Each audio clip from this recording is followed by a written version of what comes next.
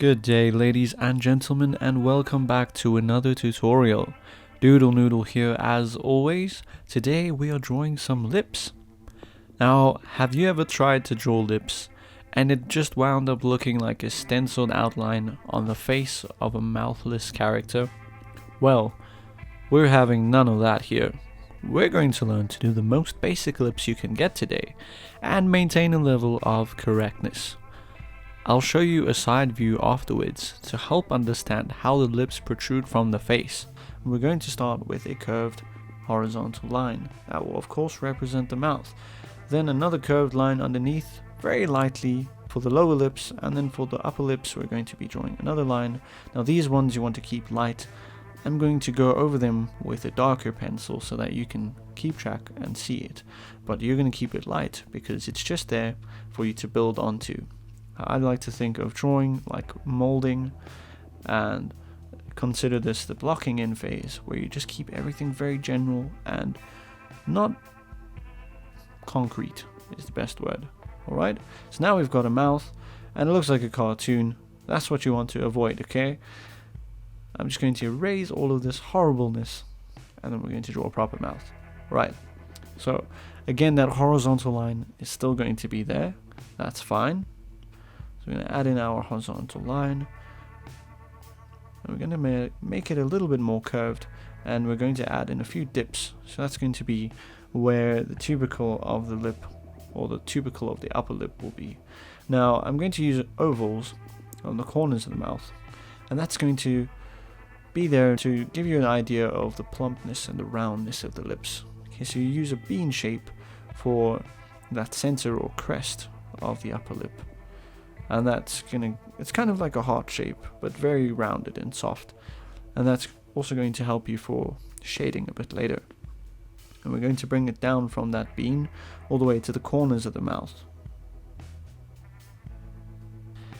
If you're liking the content so far and you would like to see more, consider subscribing.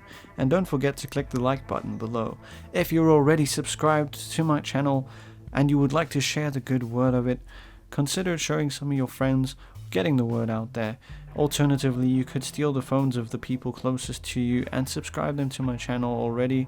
You can turn on their bell notifications so they receive every video, or if you don't think they're up for it, turn off their notifications so they don't even know they're subscribed, as that would really help spread my channel. Where all the skin comes together, there's a kind of bean shape there too, and you'll see later on when I shade it in that is very subtle, and we'll work on that. But for now I'm just going to show it with a slight line going up, and that really helps to make your lip feel more like the real thing. Okay, after we've done that, like I said, mine's already dark. You don't have to make it that dark, keep it light for now. Now we're going to work on the bottom lip. So with the bottom lip, as I said before, you're not going to use an outline to represent the lip like you do with the top lip. You're going to use a dark line to represent the drop shadow, and that will help you kind of figure out where your lip is. And then you're going to bring it up. Now the reason why we don't actually draw the outline for the upper lip is because the change in tone is so subtle between the upper lip and the flesh around it that you don't really notice it. Okay. Oh yeah, and just as a bit of anatomical studies, the part of your face just under your lower lip is called the mentalabioid furrow. Mentalabioid furrow. And yeah, now you know a new word.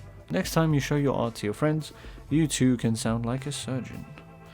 Right, so next thing that we're going to do for our lips is just darken that line where the mouth is, because we're going to bring the light from the top, and then we're going to leave a bit of a drop shadow onto the lower lips. Okay, we're going to represent that just by blocking it in with a really light line. So if you take a look at the lips from a side view, the upper lip isn't directly above the lower lip in a perfectly vertical line. A lot of people do draw it like that, and you want to avoid that. For Caucasian lips, the lower lip is further in than the upper lip, very slightly. There's a sort of inward angle there. For African lips, the lower lip protrudes out more. So again, as I say, you want to keep that really subtle. But we'll talk about that a little bit more later we'll go over it a bit more. So now we've darkened that bean on the upper lip, and again we're going to use that for shading purposes and for giving idea of form. Now I'm just blocking in where the light will fall. So if we're taking the light from the top, we're going to just darken that mouth line, and we're also going to bring out a bit of that to the edges for the lower lip. So as I said before, the gradients are really soft and subtle there, and you'll see later when I do it in detail that there's almost no line there. It's more like a gradient or shifting of tone. The only really dark defined area is that bottom lip, or that space between or below the bottom lip. Gosh, I always get my pronouns wrong. Right, so I'm just adding in a really small mouth above here. So we're going to break it into steps. So step 1 is just draw the horizontal line. Step 2 is add in the top lips. Step 3 is draw a really soft line for the bottom lip, and then use a dark line to represent that drop shadow between the bottom lip and the chin. And then you basically got a lip. If you don't add any shading or detail to it, that would be fine, but we're going to do more. So let me get rid of some of this unnecessary stuff. I'm going to give you an example quickly of how the lips are different. So like I said, the front lip is a little bit more forward than the bottom lip. Well, for Caucasian lips, you don't want to draw it so that it's too far forward. So let me show you just an example over here. Here is my lip.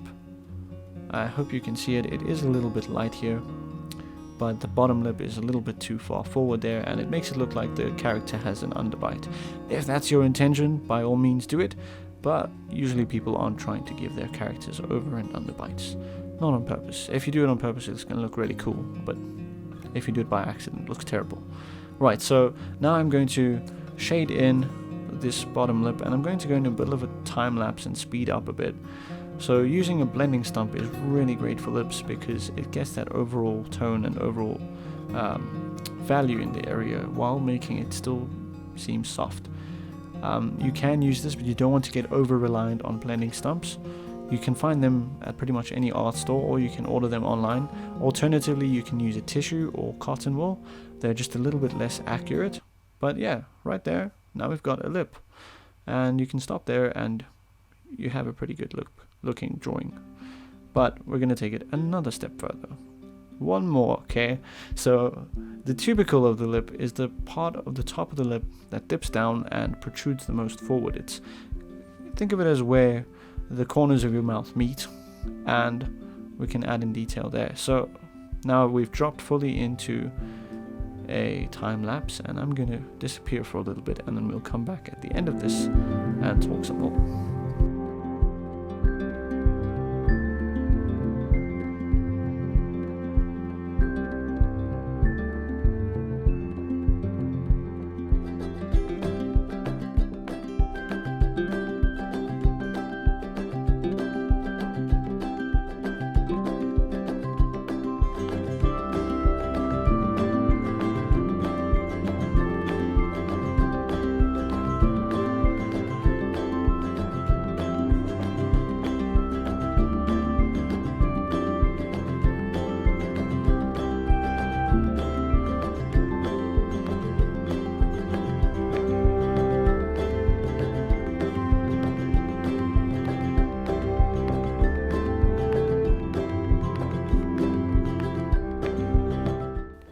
Alright, welcome back to the end of the tutorial. If you've watched this far, thank you so much for watching, and if you found the video useful and you are not subscribed, consider subscribing, and I'll see you next time. Thank you so much and enjoy the rest of your day. See you next week.